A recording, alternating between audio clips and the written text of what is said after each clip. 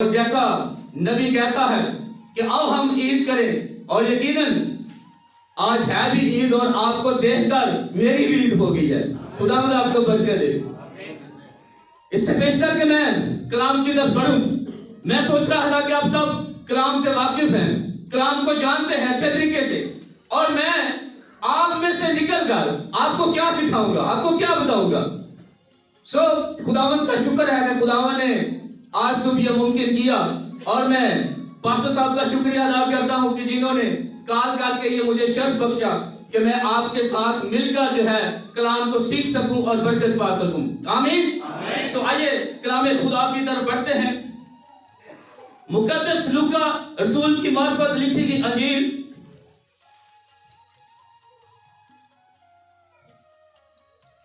उसका 24वां बाब,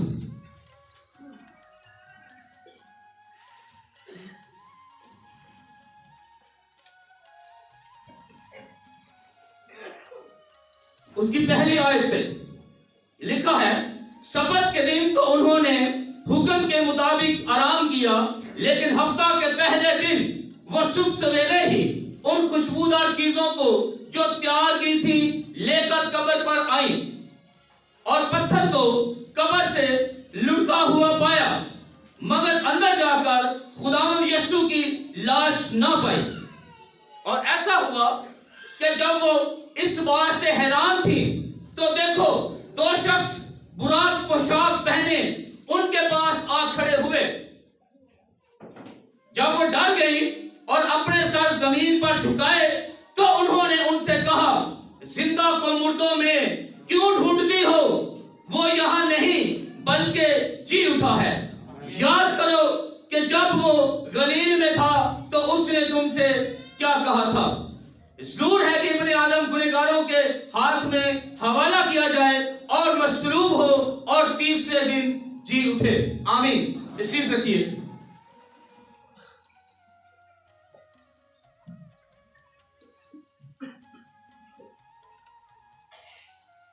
अजीजों, इस वाकया से आप लोग वाकिफ हैं।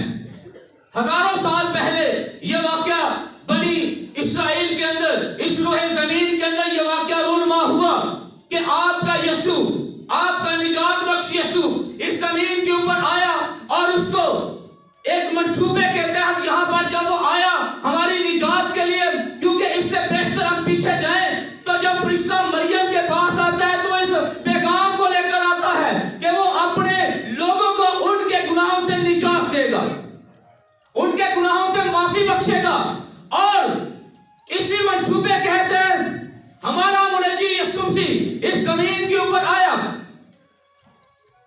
और यरूशलेम के अंदर यह वाकया जब रूनुमा हुआ तो यह कोई हादसाती तौर पर वाकया नहीं हुआ, बल्कि यह एक प्लान था खुदा का, जिस प्लान के तहत यीशु मसीह इस जमीन के ऊपर आते हैं, और वो मंसूबा उसने सलीब के ऊपर पूरा किया ताकि हम जो खुदा की हजूरी से निकाले गए थे हमको दोबारा खुदा की हजूरी में वापस ला सके। ये वो उसका इलाही मंसूबा था जिसके लिए उसने अपनी जान दी। और फिर उसके बाद उसकी कलीसिया जो उससे प्यार करती है, यीशु मसीह उनको टीचिंग करते हैं, उनके अंदर मुनादी करते हैं, उनको कलाम सिखाते हैं। लेकिन जब यीशु मसीह आज सुबह जी उठते हैं तो वो औरतें, लिखा है सुबह सवेरे, यानी कि बहुत जल्द वो यीशु की कब्र पर जाती हैं। और इसके साथ साथ वो खुशबूदार चीजें जो उन्होंने तैयार की थी, क्योंकि यहूदियों की यह रस्म थी, उनके अंदर यह तरीकाकार था कि जब भी किसी की तदफीन होती थी तो उनको खुशबूदार चीजों के साथ दफनाया जाता था। और इसी रिवायत को मद्देनजर रखते हुए इन औरतों ने बाजार से चीजें लिखा है मोल ली, खरीदी, इन्होंने पैसे देकर इन चीजों को परचेज किया और ये कब्र के ऊपर जाती हैं। लेकिन हुआ क्या? ये वो बात, वो कलाम जो यीशु मसीह ने इनको अपनी मौत कलाम को ये भूल जाती है। उस कलाम को ये भूल जाती है कि हमें हमारे मुनज्जी यीशु ने कहा था कि वो तीसरे दिन मुर्दों में से जी उठेगा, लेकिन वो इस बात को यकसर भूल गए। और हुआ क्या? कब्रिस्तान के अंदर जाती हैं और कब्रिस्तान के अंदर जाकर यीशु को वहां पर ढूंढने की कोशिश करती हैं, लेकिन उसके आगे क्या लिखा है? कितने शख्स वहां पर उसको मिले? मैं इसमें ना आपका साथ चाहता रहूंगा ताकि जो है हम ये ऑनलाइन हो रही है तो हम सब मिलकर जो है इस पैगाम को दुनिया तक पहुंचाएं। हम सब मिलकर, मैं अकेला नहीं, आप भी मेरे साथ होंगे। तो कितने शख्स वहां पर मिलते हैं उनको? दो शख्स जब उनको मिलते हैं तो उनसे गुफ्तगू करते हैं और कहते हैं कि तुम जिंदा को मुर्दों में क्यों ढूंढती हो? ये उनके लिए भी हैरानी की बात थी। वो भी ये सोच नहीं सकते थे कि ये वो औरतें जो यीशु के साथ साथ रहती थी, जो यीशु के साथ साथ चलती फिरती थी, जो उसके मौजज़ात को देखती थी, जो कलाम को सुनती थी, वो इतनी जल्दी उसकी इस बात को भूल जाएंगी। लेकिन हुआ क्या उसके आगे? वो कहते हैं वो यहां नहीं बल्कि क्या हो चुका? क्या हो चुका? जी उठा है। वो अब कब्रिस्तानों के अंदर नहीं है, वो कब्र के अंदर नहीं बल्कि जी उठा है। और लिखा है याद करो। याद करो का मतलब है कि वो भूल चुकी है इस बात को। यह बड़ी अफसोसनाक खबर है, यह बड़ी अफसोसनाक बात और खतरनाक है कि वो अपने यीशु की उस बात को भूल चुकी है कि वो उसने अपने लबे मुबारक से यह सादर किया था कि वो तीसरे दिन मुर्दों में से जी उठेगा। और वो इस बात को भूलते हुए कब्रिस्तान तक चली जाती है। आप अपने इर्द गिर्द मुशाहिदा करें, आप अपने इर्द गिर्द देखें, आज भी लोग जो है वो यीशु को कहां पर ढूंढते हैं? कब्रों के अंदर। आज भी यीशु को वो कब्रों के अंदर ढूंढने की कोशिश करते हैं, लेकिन क्या यीशु मसीह उनको कब्रों में मिलता है? मिलता है बहनों? यीशु मसीह कब्रों में नहीं है, क्योंकि आज से सैकड़ों साल पहले वो कब्र का सीना चीरते हुए निकल आया। लेकिन बड़ी ये अफसोसनाक बात है कि वो भाई, वो बहनें, वो तबका, वो आज भी यीशु की इस बात को भूले हुए हैं कि यीशु मसीह मुर्दों में नहीं है। लेकिन मेरे भाइयों, मेरी बहनों, ऐसा तबका, ऐसे लोग जो यीशु मसीह को कब्रों के अंदर ढूंढने की कोशिश करते हैं, क्या खुदा इनसे खुश होगा? आपका क्या ख्याल? क्या खुदा खुश होगा? देखें, कब्रों में तो वो ढूंढे जो खुद कब्रिस्तान है, जो खुद मुर्दा है, जिनके अंदर खुद जिंदगी नहीं, क्योंकि जिंदगी का वजूद कब्रिस्तान से हटकर है। क्या कभी जिंदा को कब्रिस्तानों में दफन होते देखा? हमेशा मुर्दे ही कब्रिस्तानों की जीनत बनते हैं। लेकिन वो लोग जो यीशु को आज भी कब्रिस्तानों के अंदर तलाश करते हैं, जो आज भी कब्रिस्तानों के अंदर जाते हैं, यशायाह 65वें बाब में लिखा है वो बड़ा फरोख्ता करते हैं। और बड़ा फरोख्ता का मतलब है आग भगोला करना, गजब ना करना। यशायाह 65वां बाब, इसको जल्दी से निकाले, कोई भाई पढ़ दे जल्दी जल्दी। यशायाह 65वां बाब, उसकी 3री आयत।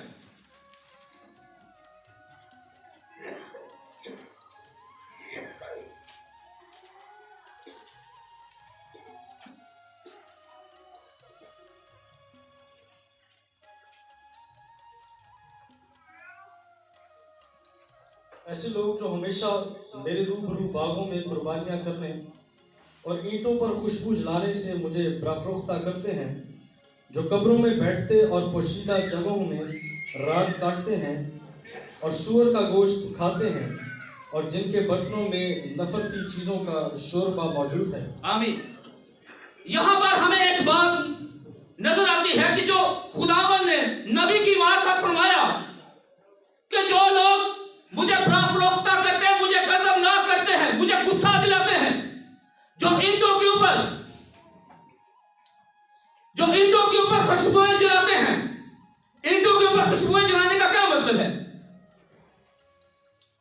जानते हैं इस बात को? जो आज भी यीशु को कब्रिस्तानों की जीनत समझते हैं, जो आज भी यीशु को कब्रिस्तानों के अंदर ढूंढने की कोशिश करते हैं और वहां पर जाकर अगरबत्तियां और मोमबत्तियां कब्रों के ऊपर लगाते हैं, तो क्या यीशु वहां पर उनका मिलता है? वो जैसे जाते हैं वैसे ही खाली आ जाते हैं। जिस परेशानी के अंदर जाते हैं उसी परेशानी में वापस आ जाते हैं। लेकिन मेरे भाइयों मेरी बहनों, मुबारक हैं आप लोग, मुबारक हैं आप लोग। और खुदावंद का शुक्र है कि खुदा ने यह बड़ा मुकाशफा जो है वो अपने लोगों को बख्शा, कि वो आज मुर्दों के अंदर नहीं बल्कि वो मुर्दों में से जी उठा है। और यह बड़ा मुकाशफा है। और यह मुकाशफा किनके पास है? यह कलीसिया के पास है, यह आपके पास है बड़ा मुकाशफा, कि अब वो मुर्दों के अंदर नहीं, अब कब्रिस्तानों के अंदर जाने की जरूरत बाकी नहीं रही। अब उनके ऊपर मोमबत्तियों और अगरबत्तियों को लगाने की जरूरत नहीं रही, क्योंकि यीशु मसीह अब मुर्दों में नहीं बल्कि वो अपने वादे के मुताबिक जी उठा है। तो यहां पर जो ये तबका है, यहां पर जो ये औरतों का गिरोह है, ये भी उस यीशु की बात को भूल चुकी है। आज भी जो है वो खादम बार बार इस बात को बताते हैं, बार बार इस बात को दोहराते हैं, लेकिन फिर भी जो है वो लोग इस बात को भूल जाते हैं। लोग इस बात को अक्सर नजरअंदाज कर देते हैं, कलाम की सच्चाइयों से वाकिफ होने की कोशिश नहीं करते, और फिर भी वो पुराने तौर तरीके और पुराने तर्ज़े अमल को ही अपनाए रखते हैं। लेकिन मेरे अजीजों, फरिश्ते जो कब्र के पास हैं वो उन औरतों को कहते हैं कि याद करो, याद करो। और अब जिस वक्त में अभी हम जा रहे हैं, ये मोमेंट्स, ये बड़े खास लम्हात हैं आपके लिए, पूरी कलीसिया के लिए, क्योंकि अभी कलीसिया के ऊपर, कलीसिया के अंदर और इस अहले जमीन के ऊपर एक ऐसा हादसा पेश आने वाला है जिसको कोई गैर रूहानी नहीं जानता।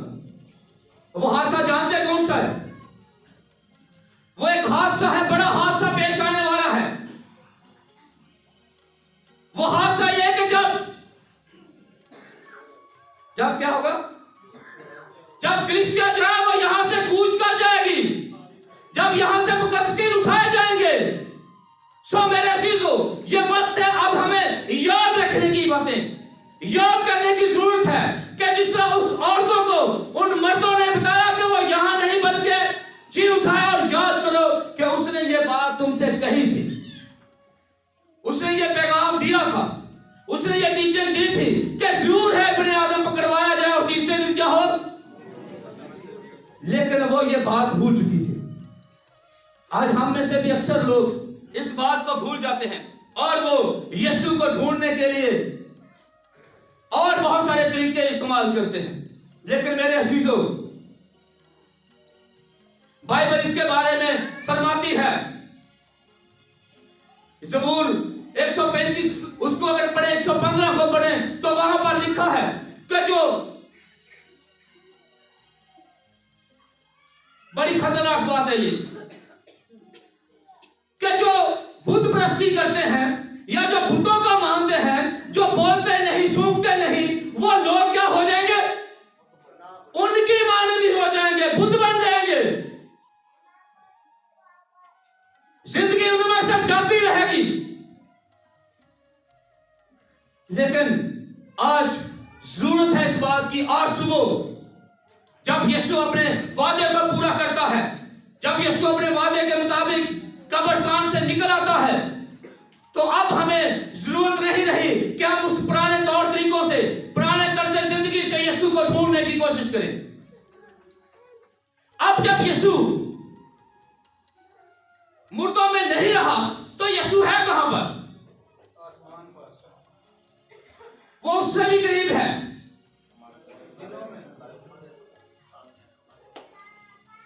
जल्दी से मुकाशफा 3 बाब निकाल दे, जल्दी से मुकाशफा 3 बाब उसकी 20वीं है। जब वो मुर्दों में से जी उठा तो आसमान पर चला गया, और जैसे मर्द खुदा ने फरमाया कि यूहन्ना उसका 4वें बाब को आप पढ़े तो वहां पर लिखा कि थोड़ी देर में तुम मुझे क्या करोगे, देखोगे। और मुकाशवा उसका 20वां बाब 20वीं आयत में क्या लिखा भाई, जरा पढ़ते जल्दी से। देख मैं दरवाजा पर खड़ा खटखटाता हूँ। आमीन। वो कहां पर है, किस जगह पर है, क्या कब्रिस्तान में है, कहां पर है वो, किसके दरवाजे पर, दिल के दरवाजे पर खड़ा है वो। और खड़ा होकर क्या करता है, नॉक करता है, भाई उठ, मेरी बहन मेरी बेटी उठ और दरवाजे को खोल। आपके घर में कोई मेहमान आ जाए दूर से और जब आपको पता हो कि वो अब आ चुके, उन्होंने बैल दे दी है, तो क्या करते हैं हम, स्पीड के साथ या बस आहिस्ता आहिस्ता, जल्दी के साथ कि वो अब आ गए हैं, मेहमान आ पहुंचे हैं। लेकिन यीशु मसीह कहां पर दरवाजा खटखटा रहा है, दिल के दरवाजे को खटखटाता है। वो किसी और जगह पर नहीं है। और इन फरिश्तों ने इस बात की गवाही दी कि वो अब मुर्दों में नहीं बल्कि वो अपने कहने के मुताबिक जी उठा है। और इन्हीं फरिश्तों ने उन औरतों की भी ड्यूटी लगा दी कि क्या करो, जाकर भाइयों को बताओ, पतरस को बताओ, उन शागिर्दों को बताओ, दूसरे लोगों को बताओ, क्योंकि वो भी इस बात को क्या थे, भूल चुके थे। इसीलिए ये मर्द कहते हैं कि उनको बताओ कि वो मुर्दों में से जी उठा है। और कहा जाता है गलील में जहां पर उसकी तदफीन हुई, जहां पर उसकी मौत वाक़या हुई, जहां पर उसको शरीर दिया गया, अब वो उस जगह पर नहीं मिलेगा बल्कि किस जगह पर मिलेगा, गलील में। तुमसे पहले वो गलील को जाएगा और वो गलील के अंदर उनको मिलता है। वो अब उस जगह पर नहीं, वो अब कब्रिस्तानों की हदूद के अंदर नहीं है बल्कि वो गलील को जाता है। और गलील दूसरा शहर है। और कलीसिया के लिए जहां पर यीशु उनको मिल सकता है वो कौन सी जगह है, जहां पर आप लोग बैठे हैं, जहां आप लोग मौजूद हैं, वो यहां पर आपको मिल सकता है। वो आपके दरवाजे के ऊपर नाक करता है, वो आपके दिल को खटखटा रहा है। पाक रूह आपको तहरीक बख्शता है कि मुझे अब खुदावंद के लिए अपने दरवाजे को खोलना है। और जब वो आएगा तो क्या करेगा, सो जाएगा। आगे पढ़े। जब वो आप अगर कोई मेरी आवाज सुनकर दरवाजा खोलेगा तो मैं उसके पास अंदर जाकर उसके साथ खाना खाऊंगा और वो मेरे साथ। मैं उसके साथ जाकर क्या करूंगा,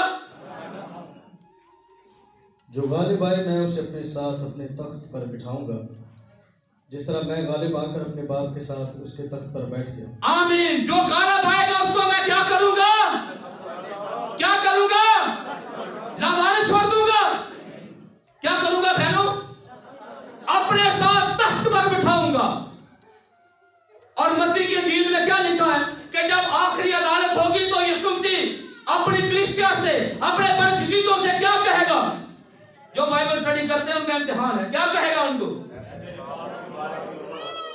ऐ मेरे बाप के मुबारक लोगों, मेरे बाप के बरकशीतों, क्या करो, इस मेरास को लो, यानी कि मेरे तख्त पर आओ, मेरे साथ आओ। जिस तरह मैं चिराग के अंदर हूं तुम भी आओ, आओ मेरे बाप के मुबारक लोगों। क्योंकि वजह क्या है कि वो इस बात को नहीं भूले, वो इस बात को नहीं भूलते। मुबारक लोग या बरकशीदा लोग, बरकशीदा तबका इस बात को नहीं भूला कि वो यीशु आज कहां पर है।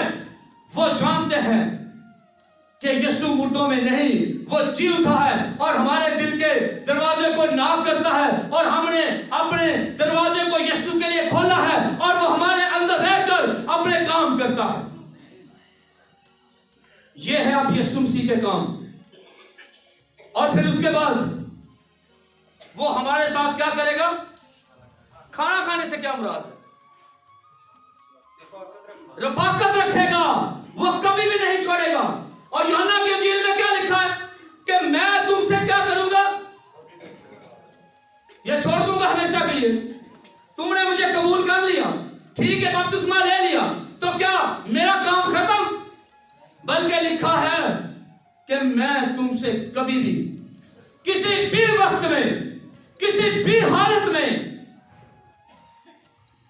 किसी भी हालत में जो है मैं तुमसे दस्तबरदार नहीं हूंगा। अब एक गवाही है आप लोगों के पास।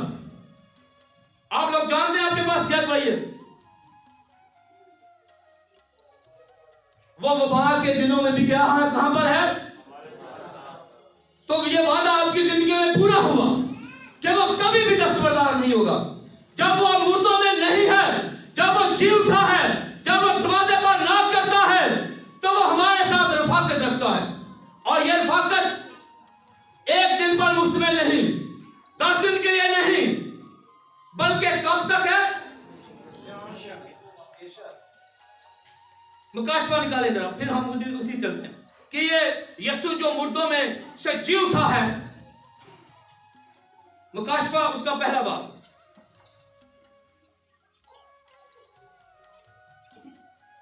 यीशु मसीह अपने बारे में खुद इस बात को दोहराते हैं, गवाही देते हैं। पहले गवाही उन मर्दों ने दी, उन फरिश्तों ने दी कि वो अब यहां पर नहीं। फिर गवाही औरतों ने दी कि वो मुर्दों में से जी उठा है। और अब यीशु अपने बारे में खुद गवाही देता है। लिखा है, पढ़ दें जरा, पहला बाब 7वीं आयत से।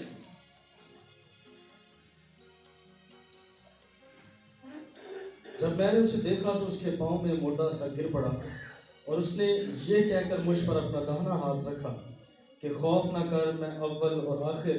आमीन। यहां तक बस इसके बाद फिर हम चलते हैं। क्या कहा कि जब मैंने उसे देखा,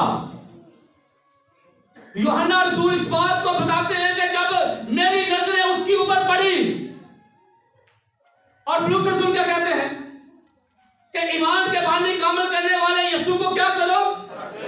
और जब इसने देखा, जब यूहन्ना की नजरें उसके ऊपर पड़ी, तो क्या लिखा है? उसने कहा खौफ ना कर, डरो मत। अक्सर आप लोग गीत गाते हैं, डरो मत, खौफ ना कर, मैं अव्वल और आखिर हूं। और आगे क्या लिखा है 18वीं आयत में? मैं मर गया था, और देख अब्दुल-अबाद जिंदा हूं, रहूंगा, और मौत और आलम अरवाह की कुंजियां मेरे पास हैं। आमीन। कब तक हम उसके साथ जुड़ाल में रहेंगे? देखिए, अभी हमने पढ़ा, यही बात मैं आपसे चाहता हूं कि आपने मेरा साथ देना है। हमने मिलकर जो है वो आज सुबह लोगों को यह बताना है कि अब हमें कब्रों में जाने की जरूरत बाकी नहीं रही। अब हमें किसी और जगह पर यीशु को ढूंढने की जरूरत नहीं, बल्कि वो अपने वादे के मुताबिक हजारों साल जी उठा है, और वो आज आपके दिलों पर ना कहता है। और जब हमें वो अपने साथ रखेगा, हमें बुलाएगा, तो कितने दिनों के लिए रफाकत रखेगा? जो भाई ने बताया कि वो हमारे साथ रफाकत रखेगा। और ये रफाकत कितने दिनों के लिए होगी, वो भी हमने पढ़ा, लिखा है। और देख, उसको मुतवज्जो करता है अपनी तरफ, क्योंकि ये बड़ी खास बात है। ये बड़ी खास बात है जिसके लिए उसको झंझोड़ता है। अब झंझोड़ता कैसे है? उसके कंधे के ऊपर हाथ रखकर कहता, देख,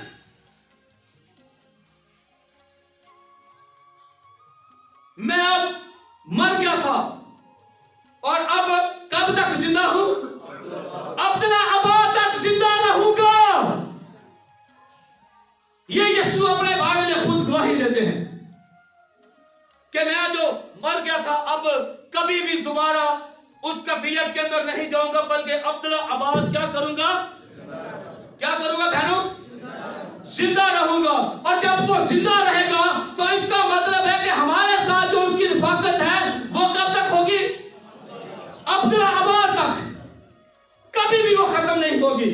और वो उसका वादा हमारी जिंदगी में पूरा होता है कि मैं तुम्हें कभी भी अकेला नहीं छोड़ूंगा, कभी भी तन्हा नहीं छोड़ूंगा। माँ बाप चले जाते हैं, बहन भाई छोड़ जाते हैं, रिश्तेदार चले जाते हैं, लेकिन आपका यीशु जो आपके लिए मुर्दों में से जी उठा, उसका ये वादा है। जब उसने ये कहा कि वो तीसरे दिन जी उठा है, तो वो अपने वादे के मुताबिक जी उठा। और जब उसने ये कहा कि मैं तुम्हें कभी अकेला नहीं छोड़ूंगा, तो ईमान रखें कि वो कभी अकेला नहीं छोड़ेगा, वो कभी तन्हा नहीं छोड़ेगा, कभी लाचारी की हालत में नहीं छोड़ेगा, कभी परेशानी के अंदर नहीं छोड़ेगा, कभी आजमाइश के अंदर नहीं छोड़ेगा। वो कहां पर है? कहां पर है? अभी हमने इसको बात को सीखा, कहां पर है वो हमारे दिल के दरवाजे पर है। वो आप हमें जानता है,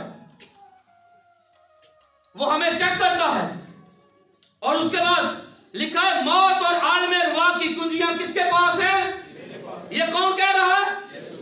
जो आज के दिन मुर्दों में से क्या हुआ? जी उठा है। और यीशु के जी उठने की क्या बात है? अबला अब्दुल अबाद तो क्या हुआ? अबला बहुत सारे लोग और भी जी उठे। और ये गवाही यीशु मसीह अपने लिखा वो सादकुल कौल है, और उसका ये वादा था कि वो मुर्दों में से जी उठेगा, और यकीनन वो जी उठा। और कैंसरों के हाथ को अगर पड़े ना, तो वहां पर रसूल कहता है जी उठा है, तो फिर हम भी कहां पर होंगे? जी उठेंगे हम, हयात अब्दी का जामा। और फिर लिखा है वो कौल पूरा होगा जो लिखा है कि मौत फतह का क्या बन गई? मौत कुचली गई, मौत का अब जोर टूट गया। मौत जो गायब थी, उसका इख्तियार यीशु ने ले लिया। जो भी हमने पढ़ा कि आलम रुआ की कुंजियां किसके पास है? अब वो इख्तियार मौत का बाकी नहीं रहा। हाँ, ये मौत जो है वो एक कलीसिया के लिए एक दरवाजा है, जिस तरह आप लोग बाहर से आते हैं, चर्च का दरवाजा एंटर करते हैं खुदा की हजूरी में, इसी तरह ये फानी बदन जब कूच करेगा, तो अगले स्टेप के ऊपर, और अगला स्टेप यीशु के पास। और लिखा है कि जहां मैं हूंगा तुम भी क्या करोगे? वहां पर उसके साथ सुकूनत करेंगे, उसके साथ रहेंगे। और यह है कलीसिया का मुस्तकबिल। और मुबारक है कलीसिया, मुबारक है आप लोग कि हमारे पास ये गवाही है, और ये हमारा मुस्तकबिल बड़े वाज़ेह और साफ है। लेकिन याद रखना है इस बात को, फरिश्ते की इस बात को याद रखना है कि अब हमने यीशु को कहां ढूंढना है? अपने आसपास। वो हमारे दिल के ऊपर नॉक करता है, वो दस्तक देता है।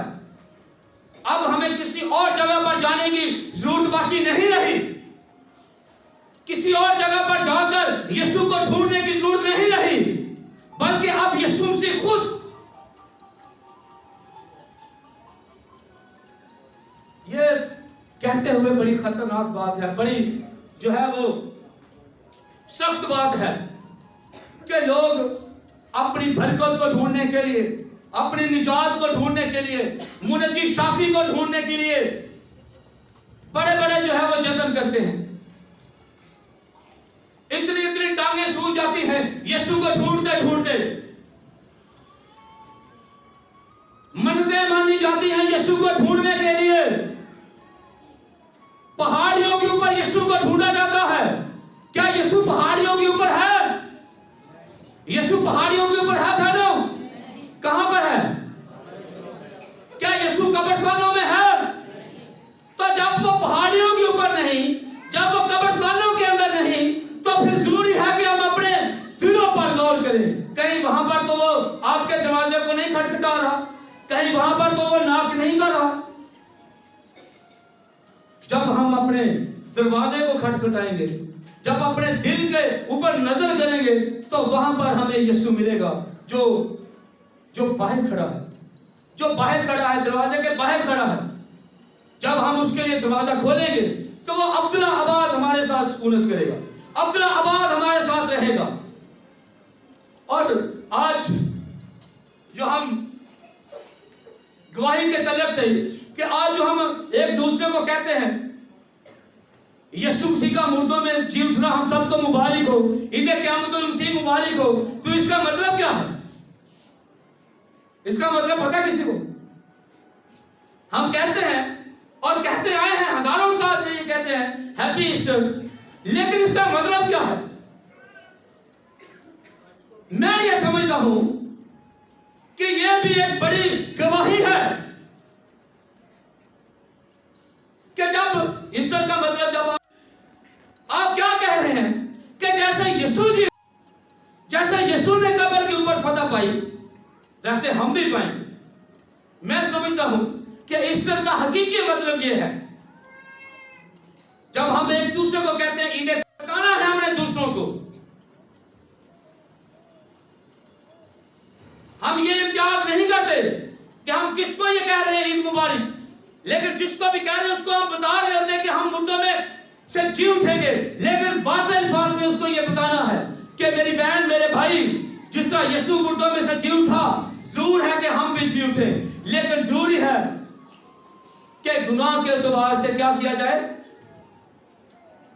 मारा जाए।